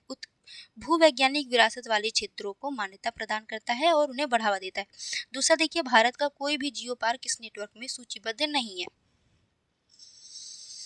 तो दोस्तों, अभी हाल ही में जियो पार्क नेटवर्क में 18 नए भूवैज्ञानिक विरासत स्थलों को इसमें शामिल किया गया। 18 स्थलों को इसमें ऐड किया गया है ग्लोबल जियो पार्क में, ठीक है। इसलिए ये क्वेश्चन बना है, ठीक है। तो अब देखिए, तो ये जो ग्लोबल जियो नेटवर्क है, ये है क्या? तो ये जो है उत्कृष्ट भूवैज्ञानिक विरासत वाले स्थलों को मान्यता देती है और उससे बढ़ावा देने का कार्य करती है। तो पहला सही है। दूसरा भी स्टेटमेंट सही है कि अभी तक कोई भी भारत का कोई भी भूवैज्ञानिक विरासत स्थल जो है इसमें शामिल नहीं हुआ है, ठीक है, इस नेटवर्क में सूचीबद्ध नहीं है। तो दोनों स्टेटमेंट आपका सही हो जाता है। राइट आंसर हो जाएगा 1 और 2 दोनों। अगला देखिए, कुलशेखरपट्टिनम स्पेस पोर्ट के संदर्भ में निम्नलिखित कथनों पर विचार कीजिए।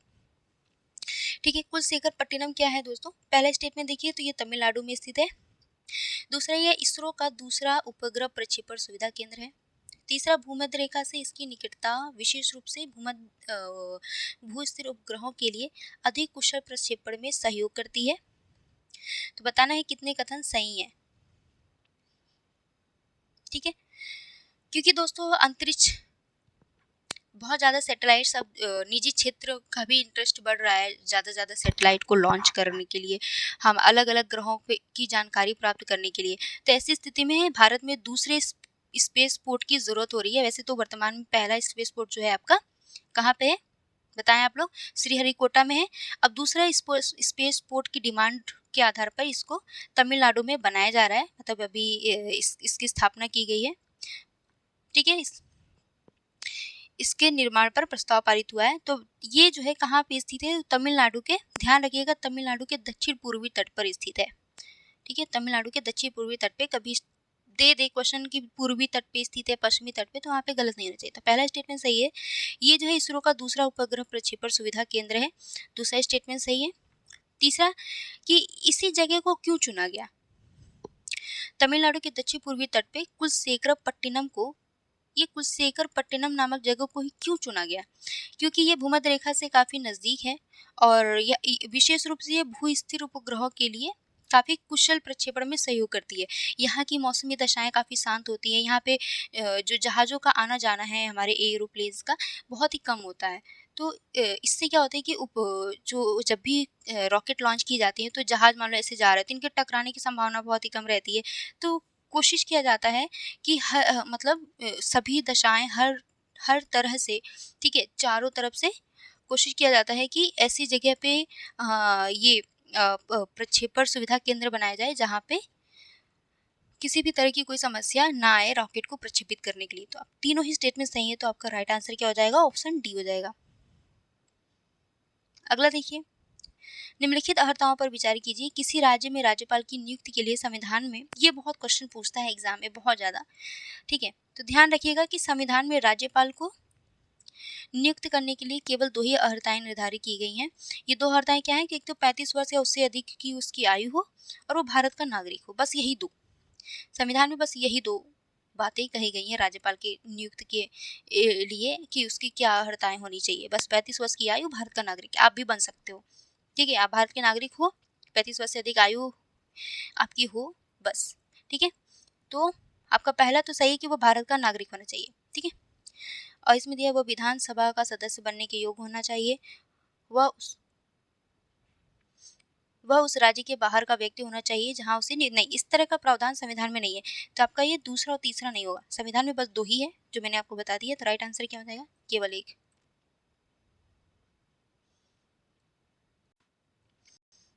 अगला क्वेश्चन देखिए, राज्य मंत्रिपरिषद की मंत्रिमंडलीय समितियों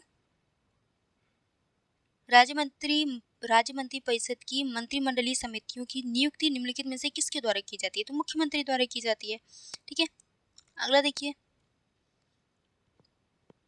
राज्यों में संवैधानिक तंत्र की विफलता के संदर्भ में राष्ट्रपति शासन के संदर्भ में निम्नलिखित कथनों पर विचार कीजिए। ठीक है, जब राज्य जो है संविधान के प्रावधानों के अनुसार कार्य नहीं कर रहा होता है या फिर संसद द्वारा दिए गए निर्देशों के अनुसार कार्य नहीं करता है, ऐसी स्थिति में उस राज्य में राष्ट्रपति शासन लागू होता है। ठीक है, राज्यपाल की अनुशंसा पर। अब देखिए इसके संदर्भ में 3 स्टेटमेंट दिए हैं। पहला स्टेटमेंट दिया है, राष्ट्रपति शासन के दौरान संसद संबंधित राज्य के लिए कानून बनाने की अपनी शक्ति राष्ट्रपति को सौंप सकती है। दूसरा, संसद की नियमित स्वीकृति के साथ किसी राज्य में राष्ट्रपति शासन अनिश्चित काल तक जारी रह सकता है। तीसरा, भारत का उच्चतम न्यायालय संसद द्वारा राष्ट्रपति शासन की स्वीकृति के बावजूद भी राज्य की विधानसभा को बहाल कर सकता है। ठीक है, तो बताना है कि कितने कथन सही हैं। कितने कथन सही हैं बताइए। तो दोस्तों पहला आपका स्टेटमेंट सही है कि राष्ट्रपति शासन के दौरान संसद जो है संबंधित राज्य के लिए कानून बनाने की अपनी शक्ति जो है राष्ट्रपति को सौंप सकती है, यानी कि ऐसे मामलों में राष्ट्रपति अपनी शक्ति का प्रयोग कर सकती है उस संबंधित राज्य में जहाँ पे राष्ट्रपति शासन लागू है। ठीक है, तो यहाँ पर जो है उस राज्य में राष्ट्रपति कानून बना सकती है। तो आपका पहला स्टेटमेंट सही है, ये शक्ति जो है संसद सौंप सकती है राष्ट्रपति को। ठीक है, दूसरा जो दिया है कि अनिश्चित काल तक जारी रह सकता है राष्ट्रपति शासन, नहीं, मैक्सिमम 3 साल तक। ठीक है, तो दूसरा गलत हो गया। तीसरा है, भारत का उच्चतम न्यायालय संसद द्वारा राष्ट्रपति शासन की स्वीकृति के बावजूद भी राज्य की विधानसभा को बहाल कर सकता है। तो तीसरा भी सही है आपका। तो राइट आंसर क्या हो जाएगा, केवल 2 कथन सही है, तो आपका आंसर हो जाएगा ऑप्शन बी।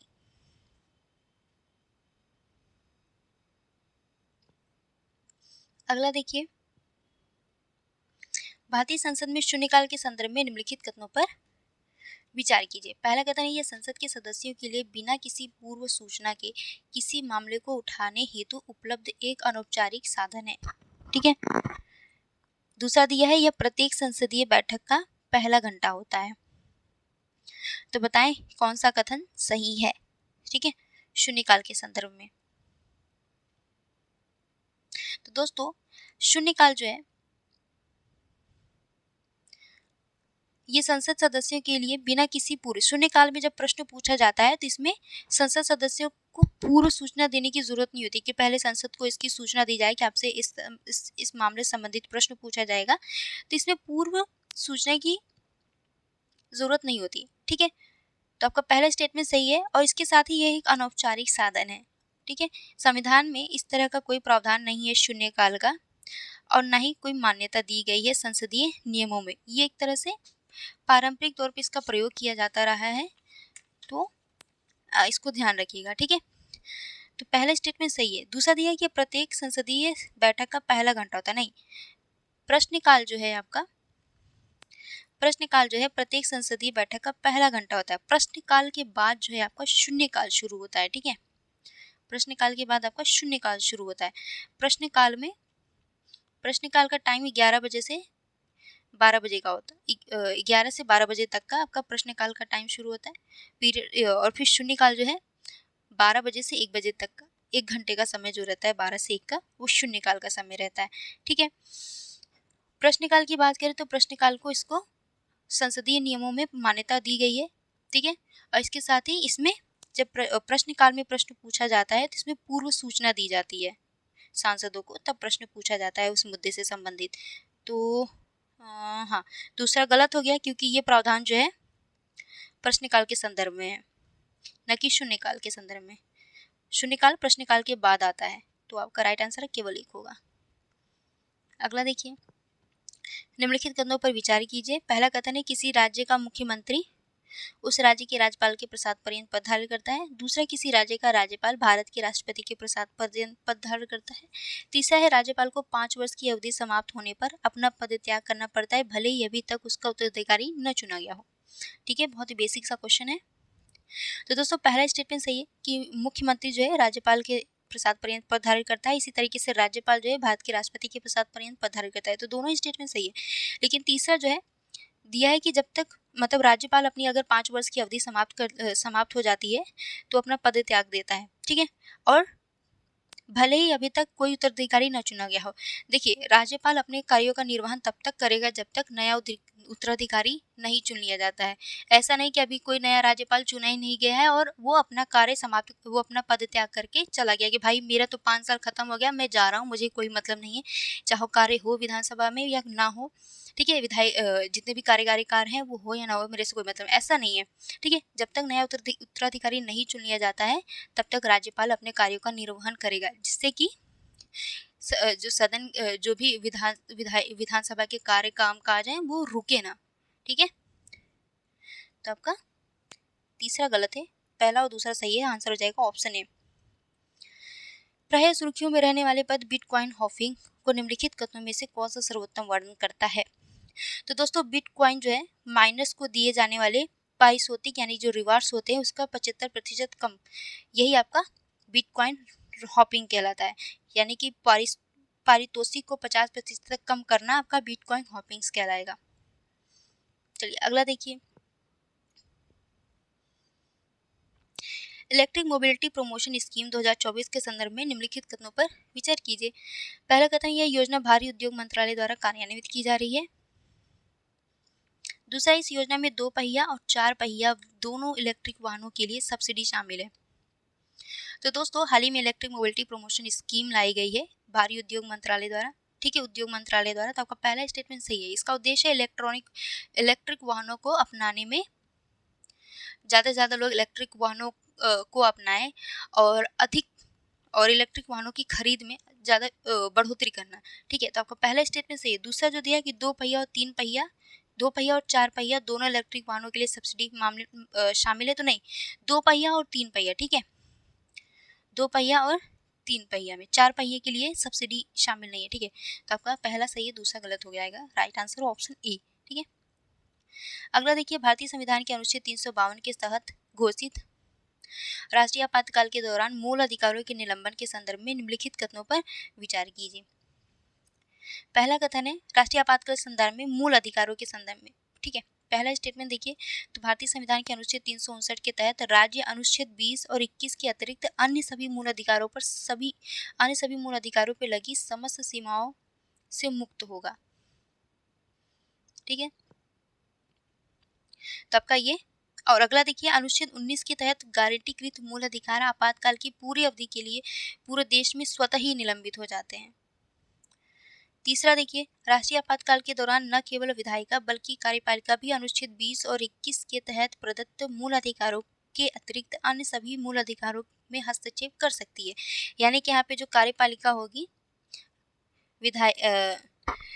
जो कार्यपालिका होगी, ये 20 और 21 के तहत जितने भी 20 और 21 के तहत, आर्टिकल 20 और 21 के तहत जो भी फंडामेंटल राइट्स दिए गए हैं, इनमें हस्तक्षेप नहीं कर सकती है, ठीक है। तो अब बताना है कि कितने कथन आपके सही हैं राष्ट्रीय आपातकाल में जो मूल अधिकारों का निलंबन होता है उसके संदर्भ में। तो दोस्तों आपका पहला स्टेटमेंट गलत है, ठीक है। दूसरा स्टेटमेंट आपका सही है, तीसरा भी आपका सही है। इतना लंबा स्टेटमेंट है, फिर से मुझे एक्सप्लेन करने में बहुत टाइम लगेगा, तो आपका राइट आंसर हो जाएगा ऑप्शन बी, ठीक है। अगला देखिए, नगर पालिका के संदर्भ में निम्नलिखित में से कौन सा कथन सही है? पहला है, नगर पालिका के सभी सदस्य नगर पालिका क्षेत्र की जनता द्वारा प्रत्यक्ष रूप से चुने जाते हैं।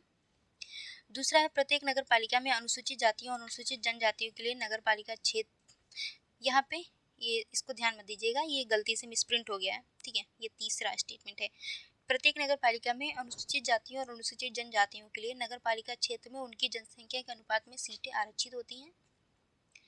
तीसरा है, नगर पालिका के चुनाव भारत के निर्वाचन आयोग द्वारा किया जाता है। बताएं कि कितने कथन आपके, कौन कौन से कथन आपके सही हैं, ठीक है। तो दोस्तों नगर पालिका के सभी सदस्य जो हैं नगर पालिका क्षेत्र की जनता द्वारा प्रत्यक्ष रूप से चुने जाते हैं। तो आपका पहला स्टेटमेंट सही है, और दूसरा भी सही है कि नगर पालिका में जो अनुसूचित जातियों और अनुसूचित जनजातियों के लिए सीटें आरक्षित की जाती हैं, वहाँ की जनसंख्या के अनुपात में सीटें आरक्षित होती हैं, तो दूसरा सही है। लेकिन तीसरा जो स्टेटमेंट आपका दिया हुआ है कि नगर पालिका चुनाव में भारत के निर्वाचन आयोग नहीं बल्कि राज्य निर्वाचन आयोग द्वारा आयोजित किया जाता है। राज्य का निर्वाचन आयोग नहीं आयोजित करता, ठीक है। स्थानीय चुनावों के लिए राज्य विधानसभा होती है। राज्य निर्वाचन आयोग, भारत के निर्वाचन आयोग जो है राष्ट्रपति, उपराष्ट्रपति, लोकसभा का चुनाव हो गया, राज्यसभा का चुनाव हो गया और राज्य विधानसभा का चुनाव हो गया तो भारत के निर्वाचन आयोग आयोजित करता है, लेकिन स्थानीय निकाय के चुनाव के लिए राज्य निर्वाचन आयोग, ठीक है, राज्य निर्वाचन आयोग चुनाव कराता है। तो आपका तीसरा स्टेटमेंट गलत है, पहला और दूसरा सही है, आंसर हो जाएगा ऑप्शन ए। अगला देखिए, स्थानीय शासन के संदर्भ में निम्नलिखित में से कौन सा कथन पैरास्टेटल निकायों यानी पैरास्टेटल बॉडीज का सर्वोत्तम वर्णन करता है, बताएं। तो दोस्तों, ये सरकार के स्वामित्व वाली निगम या एजेंसियां होती हैं। ये जो है पैरास्टेटल निकाय, ये पूरी आंशिक रूप से सरकार के स्वामित्व और प्रबंधन वाले संस्थान या संगठन होते हैं। ये जो है ये क्या करते हैं, विशेष सेवाएं प्रदान करती हैं सरकार की काम करने के लिए, मतलब उनकी मदद करने के लिए, ठीक है। अगला देखिए, संगठन दिया है, विभाग या मंत्रालय दी हुई है।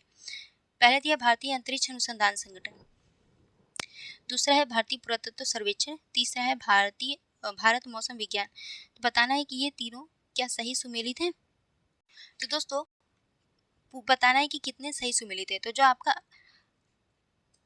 भारतीय अंतरिक्ष अनुसंधान संगठन यानी इसरो, ये विज्ञान और प्रौद्योगिकी मंत्रालय के अधीन नहीं आता, बल्कि ये अंतरिक्ष विज्ञान भारत के अंतरिक्ष विभाग के अंतर्गत आता है, ठीक है, अंतरिक्ष। तो आपका पहला गलत हो गया। भारतीय पुरातत्व सर्वेक्षण ये संस्कृति मंत्रालय के अंतर्गत आता है। भारत मौसम विज्ञान विभाग जो है ये पृथ्वी विज्ञान मंत्रालय के अंतर्गत आता है, न कि पर्यावरण जलवायु परिवर्तन मंत्रालय के अंतर्गत। ये पृथ्वी विज्ञान मंत्रालय के अंतर्गत आता है। तो आपका केवल एक सही है, तो राइट आंसर हो जाएगा ऑप्शन ए।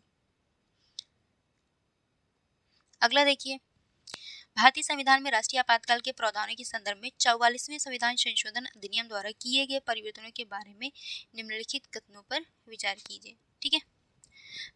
देखिए, भारतीय राष्ट्रीय आपातकाल में पूछा है क्वेश्चन कि राष्ट्रीय आपातकाल के प्रावधान में कौन कौन से ऐसे प्रावधान है जो 44वें संविधान संशोधन द्वारा परिवर्तन किए गए, ठीक है। चलिए अब देखिए, पहला कथन है कि राष्ट्रपति केवल मंत्रिपरिषद की लिखित सिफारिश पर ही राष्ट्रीय आपातकाल की घोषणा कर सकते हैं। दूसरा है, संसद द्वारा प्रारंभिक अनुमोदन के 6 महीने बाद राष्ट्रीय आपातकाल की निरंतरता के लिए समय समय पर संसदीय अनुमोदन का प्रावधान किया गया है। तीसरा, इस संशोधन ने राष्ट्रपति के लिए संसद के अनुमोदन के अधीन उद्घोषणा को रद्द किए बिना इसे संशोधित करना संभव बना दिया। चौथा, इसमें यह प्रावधान जोड़ा गया कि राष्ट्रीय आपातकाल की उद्घोषणा भारत के राज्य क्षेत्र के किसी निर्दिष्ट भाग के लिए की जा सकती है, ठीक है। बताएं राइट आंसर क्या होगा आपका। चलिए देखिए दोस्तों, राष्ट्रपति जो है मंत्रिपरिषद की लिखित सिफारिश नहीं बल्कि मंत्रिमंडल की लिखित सिफारिश पर राष्ट्रीय आपातकाल की घोषणा करती है। मंत्रिमंडल होगा, मंत्रिपरिषद नहीं होगा। तो आपका पहला गलत हो गया। और 44वें संविधान संशोधन द्वारा संसद द्वारा इसको 44वें संविधान संशोधन द्वारा राष्ट्रीय आपातकाल में जोड़ा गया था, ठीक है। अब इतना लंबा है, एक बार अच्छा पढ़ ही लेती हूँ, मैं आपको समझा देती हूँ, ठीक है। देखिए, संसद द्वारा प्रारंभिक अनुमोदन के 6 महीने बाद राष्ट्रीय आपातकाल की निरंतरता के लिए समय समय पर संसदीय अनुमोदन का प्रावधान किया गया है 44वें संविधान संशोधन द्वारा, ठीक है। तो आपका दूसरा सही हो गया। तीसरा है कि इस संशोधन ने राष्ट्रपति के लिए संसद के अनुमोदन के अधीन घोषणा को रद्द किए बिना इसे संशोधित करना संभव बना दिया। इसको भी 44वें संविधान संशोधन द्वारा राष्ट्रीय आपातकाल के प्रावधान में परिवर्तन किया गया। चौथा है, इसको जो है 42वें संविधान संशोधन द्वारा इस प्रावधान को लाया गया कि राष्ट्रीय आपातकाल की उद्घोषणा भारत के राज्य क्षेत्र की किसी निर्दिष्ट भाग के लिए भी की जा सकती है। वैसे तो पूरे भारत में राष्ट्रीय आपातकाल घोषणा की जाती थी, लेकिन 42वें संविधान संशोधन द्वारा ये प्रावधान लाया गया कि भारत के कुछ क्षेत्रों में भी राष्ट्रीय आपातकाल की घोषणा की जा सकती है। तो यहाँ पे 42वें संविधान संशोधन होगा। तो आपका पहला और चौथा तो गलत हो गया, दूसरा और तीसरा सही है, ठीक है। तो राइट आंसर हो जाएगा ऑप्शन बी। अगला देखिए, निम्नलिखित कथनों में से कौन सा अग्रिम मूल्य निर्धारण समझौते की शब्दावली का सर्वोत्तम वर्णन करता है, ठीक है। तो दोस्तों, अग्रिम मूल्य निर्धारण आपका राइट आंसर हो जाएगा। ये उचित अंतरण मूल्य निर्धारण पद्धति पर करदाता और कर प्राधिकरण के बीच समझौता है। तो राइट आंसर ऑप्शन बी। अगला देखिए, स्वतंत्रता के बाद की अवधि की निम्नलिखित समितियों पर विचार कीजिए।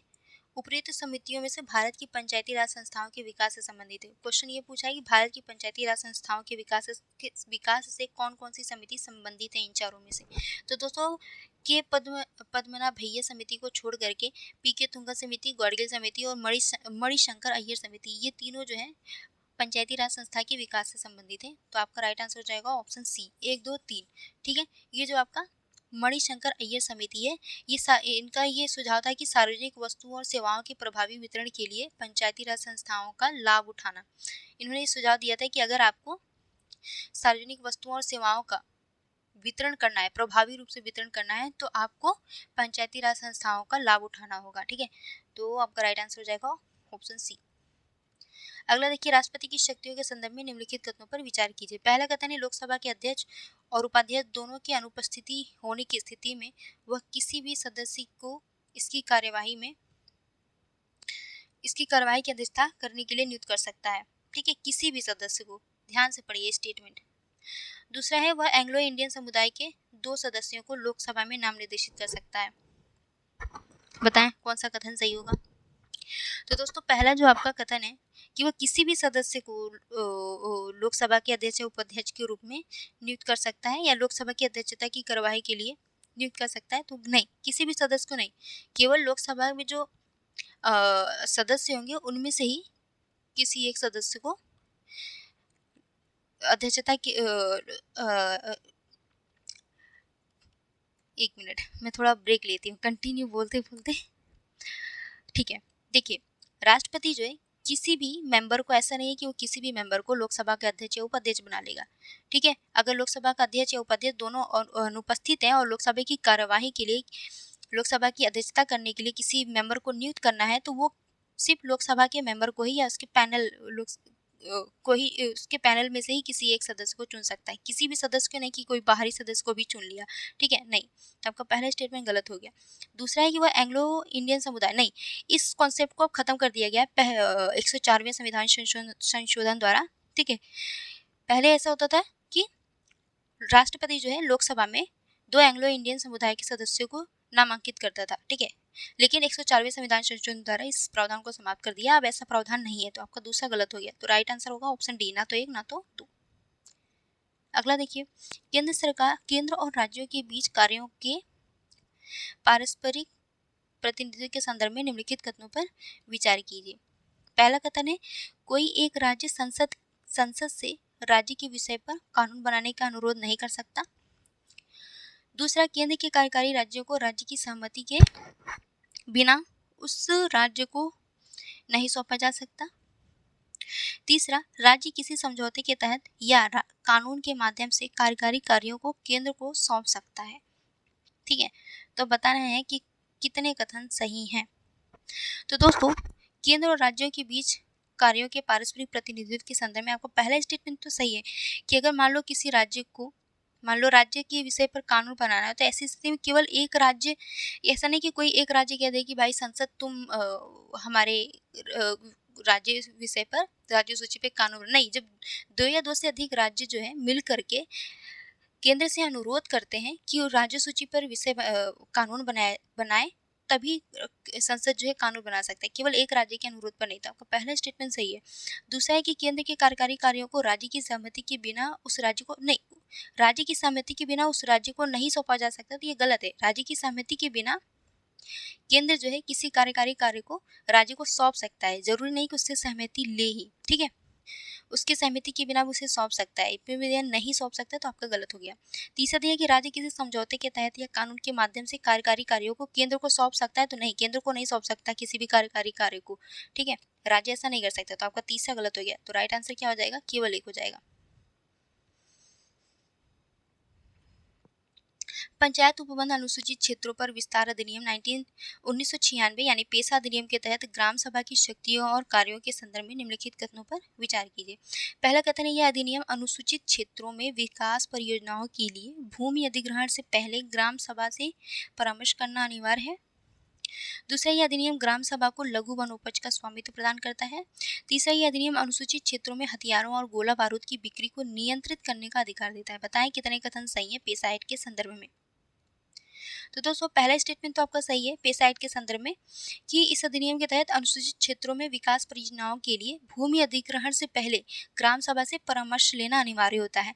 ठीक है, और इसके अलावा जो ग्राम सभा जो है उसको लघु वनोपज का स्वामित्व प्रदान किया जाता है। तो दूसरा स्टेटमेंट भी सही है। तीसरा आपका गलत है कि यह अधिनियम अनुसूचित क्षेत्रों में हथियारों और गोला बारूद की बिक्री को नियंत्रित करने का अधिकार प्रदान करता है। नहीं, ये अनुसूचित क्षेत्रों में हथियारों गोला बारूद की बिक्री को नियंत्रित करने का अधिकार प्रदान नहीं करता है। ठीक है, तो राइट आंसर क्या हो जाएगा? केवल 2 कथन सही है, पहला और दूसरा। तो आंसर हो जाएगा ऑप्शन बी। ठीक है, कटौती प्रस्ताव के प्रकार दिए हैं और अर्थ दिया है।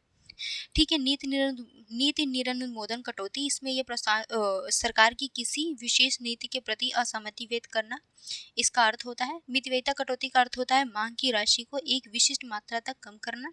सांकेतिक कटौती का अर्थ होता है किसी विशिष्ट शिकायत की ओर ध्यान आकर्षित करना, यानी कि मांग की राशि में 100 रुपए की कमी करना, इसका अर्थ होता है। ठीक है, तो तीनों ही स्टेटमेंट आपके सही हैं। ठीक है, कटौती प्रस्ताव के संदर्भ में नीति निरनुमोदन कटौती, मितव्ययिता कटौती और सांकेतिक कटौती, तीनों ही स्टेटमेंट आपके सही है। आंसर हो जाएगा ऑप्शन सी। अगला देखिए, भारतीय सर्वेक्षण विभाग के संदर्भ में निम्नलिखित कथनों पर विचार कीजिए। भारतीय सर्वेक्षण विभाग के संदर्भ में पहला स्टेटमेंट दिया है, यह भारत सरकार का सबसे पुराना वैज्ञानिक विभाग है। ये पृथ्वी विज्ञान मंत्रालय के अंतर्गत कार्य करता है। इसका मुख्यालय उत्तराखंड के मसूरी में स्थित है। ठीक है, बताएं कितने कथन सही हैं। तो दोस्तों, भारतीय सर्वेक्षण विभाग के संदर्भ में आपका पहला स्टेटमेंट तो सही है कि सबसे पुराना वैज्ञानिक विभाग है। इसकी स्थापना जो है 1767 यानी 1767 में हुई थी। ठीक है, तो पहला सही है। ये दूसरा दिया है कि यह पृथ्वी विज्ञान मंत्रालय के अंतर्गत कार्य करता है। नहीं, ये विज्ञान और प्रौद्योगिकी मंत्रालय के अंतर्गत कार्य करता है। तो आपका दूसरा गलत हो गया।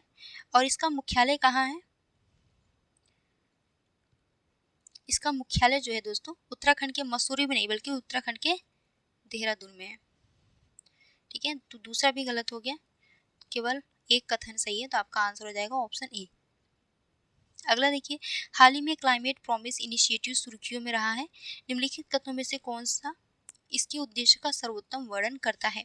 ठीक है, क्लाइमेट प्रॉमिस इनिशिएटिव, ठीक है, यह पेरिस समझौते के तहत राष्ट्रीय स्तर पर निर्धारित योगदान को बढ़ाने में देशों का समर्थन करने के लिए यूएनडीपी की एक पहल है। ठीक है, किसकी पहल है? यूएनडीपी की। ध्यान रखिएगा, climate promise initiative. Right answer होगा आपका ऑप्शन बी। अगला देखिए, पंचायत उपबंध यानी पेसा एक्ट 1996 के प्रावधान निम्नलिखित में से किन राज्यों पर लागू होंगे? तो दोस्तों, पेसा एक्ट जो है आपका गुजरात, राजस्थान, हिमाचल प्रदेश, उत्तराखंड में पेसा एक्ट लागू नहीं होता है। इसके साथ ये छत्तीसगढ़, हिमाचल प्रदेश, झारखंड, मध्य प्रदेश, महाराष्ट्र, ओडिशा और राजस्थान, इन सभी क्षेत्रों में लागू होता है, लेकिन उत्तराखंड में नहीं होता है। तो राइट आंसर हो जाएगा 1, 2 और 3। ठीक है, अगला देखिए, मंत्रिपरिषद के संदर्भ में निम्नलिखित कथनों पर विचार कीजिए। पहला है, भारत में मंत्रियों का लोकसभा के प्रति सामूहिक उत्तरदायित्व और राष्ट्रपति के प्रति व्यक्तिगत उत्तरदायी होता है। दूसरा है, वर्तमान प्रधानमंत्री की मृत्यु या त्याग पत्र की स्थिति में मंत्रिमंडल का अन्य मंत्री मंत्रिपरिषद के विघटित हुए बिना उसके पद का कार्यभार ग्रहण कर सकता है। बताएं कि कौन सा कथन सही है। ठीक है, तो दोस्तों, मंत्रिपरिषद के संदर्भ में जो आपका पहला कथन है आपका सही है कि जो मंत्रिपरिषद होते हैं ये सभी मंत्रिपरिषद सामूहिक रूप से लोकसभा के प्रति उत्तरदायी होते हैं। ठीक है, और व्यक्तिगत रूप से यानी कि हर मंत्री जो है व्यक्तिगत रूप से किसके प्रति उत्तरदायी होता है? राष्ट्रपति के उत्तरदायी होता है। ठीक है, तो पहला स्टेटमेंट सही है। लेकिन दूसरा जो दिया है, आपको पता है कि प्रधानमंत्री जो होता है मंत्रिपरिषद का प्रमुख होता है। ठीक है, सभी मंत्री जो होते हैं वैसे तो ये राष्ट्रपति के प्रति व्यक्तिगत रूप से उत्तरदायी होते हैं, लेकिन अगर प्रधानमंत्री की मृत्यु हो जाती है तो ऐसे में मंत्रिपरिषद विघटित हो जाता है। ठीक है, यहाँ पे जो दिया है कि मंत्रिमंडल का अन्य मंत्री मंत्रिपरिषद के विघटित हुए बिना उसके पद का कार्यभार ग्रहण कर सकता है, तो नहीं, आपका दूसरा गलत हो गया। तो राइट आंसर हो जाएगा केवल 1। अगला देखिए, पंचायतों से संबंधित 73वें संविधान संशोधन अधिनियम के संदर्भ में निम्नलिखित कथनों पर विचार कीजिए। पहला कथन है, किसी गांव या गांवों के समूह में ग्राम सभा का गठन। ठीक है, पहले एक बार पूरा क्वेश्चन नीचे देख लेते हैं। क्वेश्चन क्या पूछा? कितने इस अधिनियम के तहत स्वैच्छिक प्रावधान है। ठीक है, देखिए, पंचायत 73वें संविधान संशोधन द्वारा पंचायतों को कुछ स्वैच्छिक प्रावधान प्राप्त है, कुछ स्वैच्छिक प्रावधान के साथ कुछ अनिवार्य प्रावधान का कॉन्सेप्ट है। ठीक है, तो इसमें पूछा है स्वैच्छिक प्रावधान कौन कौन से। जब आप पॉलिटी पढ़िएगा लक्ष्मीकांत की बुक से तो आप एक बार इसको ध्यान से पढ़ लीजिएगा। ठीक है, तो दोस्तों, इसमें दिया है कि किसी गांव या गांव के समूह में ग्राम सभा का गठन, क्या ये स्वैच्छिक प्रावधान के अंतर्गत आता है? क्या ये 73वें संविधान संशोधन अधिनियम के स्वैच्छिक प्रावधान के अंतर्गत आता है? नहीं, ये अनिवार्य प्रावधान के अंतर्गत आता है। ठीक है, अनिवार्य। तो आपका पहला नहीं होगा। दूसरा, ग्राम सभा को ग्राम के स्तर पर शक्तियां और कार्य प्रदान करना, ये जो है आपका स्वैच्छिक प्रावधान के अंतर्गत आएगा। ठीक है, दूसरा। ठीक है, तीसरा देखिए, दूसरा सही है। तीसरा, पंचायतों की वित्तीय स्थिति की समीक्षा के लिए प्रत्येक 5 वर्ष बाद राज्य वित्त आयोग का गठन करना, तो ये अनिवार्य प्रावधान के अंतर्गत आएगा। तीसरा गलत है। चौथा आपका सही है, ये जो है आपका स्वैच्छिक प्रावधान के अंतर्गत आता है कि राज्य की संचित निधि से पंचायतों को सहायता अनुदान देना। तो कितने कथन सही है? 2 कथन सही है। राइट आंसर हो जाएगा ऑप्शन बी। अगला देखिए, संसदीय पदों के संदर्भ में निम्नलिखित कथनों पर विचार कीजिए। पहला है, सदन के नेता के पद का उल्लेख लोकसभा में प्रक्रिया और कार्य संचालन के नियमों में किया गया है। दूसरा, विपक्ष के नेता के पद का उल्लेख एक संविधि में किया गया है। तीसरा, विप के पद का उल्लेख भारत के संविधान में किया गया है। ठीक है, तो दोस्तों संसदीय पदों के संदर्भ में आपका पहला स्टेटमेंट सही है कि सदन के नेता के पद का उल्लेख जो है लोकसभा में प्रक्रिया और कार्य संचालन के नियमों में किया गया है, संविधान में नहीं है, लोकसभा में प्रक्रिया और कार्य संचालन के नियमों में है। ठीक है, और विपक्ष के नेता पद का उल्लेख एक समिति में किया गया है, ये भी सही है। लेकिन विप के पद का उल्लेख भारत के संविधान में नहीं किया गया है। ठीक है, भारत के संविधान में नहीं किया गया, इसमें लिखा है कि संविधान में किया गया है, नहीं किया गया, तो तीसरा गलत हो गया। कितने कथन सही है? 2 कथन सही है। अगला देखिए, global great backyard bird count के संदर्भ में निम्नलिखित कथनों पर विचार कीजिए। पहला कथन है, इसे यूनेप द्वारा आयोजित किया जाता है तथा यह पक्षियों की देखी गई प्रजातियों के बारे में जानकारी एकत्र करके वैज्ञानिकों को पक्षी की आबादी और वितरण को ट्रैक करने में मदद करता है। ठीक है, दूसरा है, भारत 2024 में पहली बार इस आयोजन में भाग लिया। GBBC यानी कि global great backyard bird count के अनुसार भारत में पश्चिम बंगाल राज्य में सबसे अधिक प्रजातियां पाई जाती हैं। ठीक है, बताना है कितने कथन सही है। तो दोस्तों global great backyard bird count जो है ये यूनेप द्वारा आयोजित नहीं किया जाता है, तो आपका पहला गलत हो गया। बहुत सारे इंस्टीट्यूशन मिलकर इसको जारी करती है। तो दूसरा देखिए, तो भारत इसमें बोला है कि भारत ने 2024 में पहली बार इस आयोजन में भाग लिया था। नहीं, 2024 में नहीं, जब इसकी स्थापना हुई थी, इसकी स्थापना 1998 में हुई थी, तभी भारत इसमें शामिल हो गया था। 2024 में पहली बार शामिल नहीं हुआ था, बल्कि 1998 में शामिल हुआ था। तो दूसरा गलत हो गया। तीसरा आपका सही है, global great backyard bird count के अनुसार भारत में पश्चिम बंगाल जो है राज्य में सबसे अधिक प्रजातियां पाई जाती हैं। पश्चिम बंगाल राज्य में सबसे अधिक प्रजातियां पाई जाती है। केवल एक कथन सही है। राइट आंसर हो जाएगा ऑप्शन ए। अगला देखिए, इस सेशन का लास्ट क्वेश्चन है, राज्यसभा सदस्यों के नामांकन के संदर्भ में निम्नलिखित कथनों पर विचार कीजिए। पहला कथन है, राष्ट्रपति राज्यसभा में 6 वर्ष की अवधि के लिए 12 सदस्यों को नाम निर्देशित करता है। दूसरा है, राज्यसभा के नाम निर्देशित सदस्यों को उपराष्ट्रपति और राष्ट्रपति के निर्वाचन में मत देने का अधिकार है। तो दोस्तों पहला स्टेटमेंट तो सही है कि राष्ट्रपति जो है राज्यसभा में 12 सदस्यों को नामांकित करती है 6 वर्ष के लिए। लेकिन दूसरा जो दिया है कि ये जो नाम निर्देशित सदस्य हैं 12 सदस्य, ये उपराष्ट्रपति और राष्ट्रपति के निर्वाचन में मत देने का अधिकार रखती है। नहीं, देखो, जो नामांकित सदस्य केवल उपराष्ट्रपति के चुनाव में, केवल उपराष्ट्रपति के निर्वाचन में वोट देती हैं, और राष्ट्रपति के निर्वाचन में वोट नहीं देती हैं, क्योंकि भाई राष्ट्रपति द्वारा इनको चुना जा रहा है और राष्ट्रपति द्वारा इनको चुना जा रहा है और राष्ट्रपति के चुनाव में ये वोट देंगे। तो ये थोड़ी सी पता नहीं क्या अनपढ़ ये नाइंसाफी होगी भाई, कि ऐसा होगा ना कि हाँ राष्ट्रपति मुझे चुने, नामांकित करे राज्यसभा के सदस्य के रूप में, तो मैं आपको वोट दूंगा, ये वाला आ जाएगा कॉन्सेप्ट। ठीक है, तो यहाँ पे ये आपका गलत है। जो नामांकित सदस्य होते हैं वो राष्ट्रपति के निर्वाचन में भाग नहीं लेते हैं, याद रखिएगा।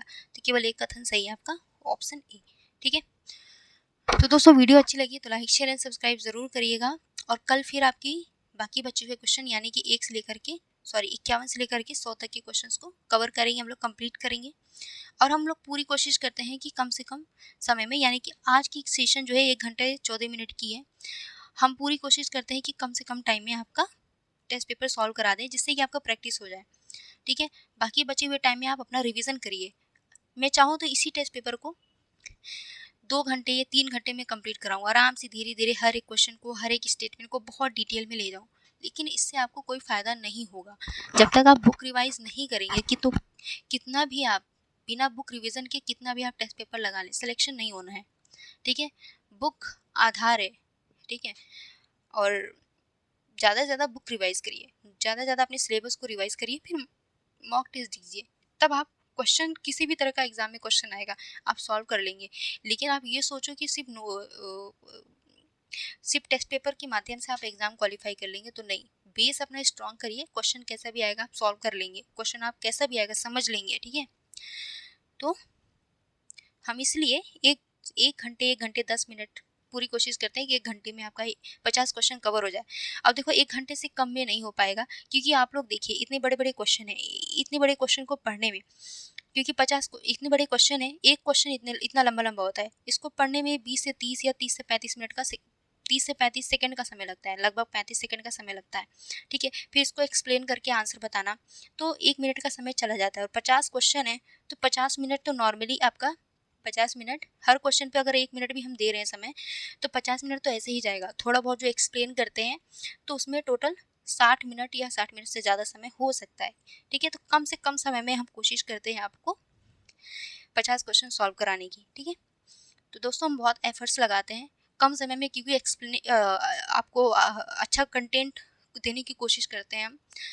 कहीं भी थोड़ी बहुत मिस्टेक हो जाती है तो उसके लिए सॉरी, क्योंकि हम समय के थोड़े पाबंद हैं कि हाँ इतने समय में हमें कराना है, तो कभी कभी थोड़ी सी हो जाती है। लेकिन हम पूरी कोशिश करते हैं आपको बेहतर से बेहतर कंटेंट दें। तो वीडियो अच्छी लगी तो लाइक शेयर एंड सब्सक्राइब जरूर करिएगा। Thank you.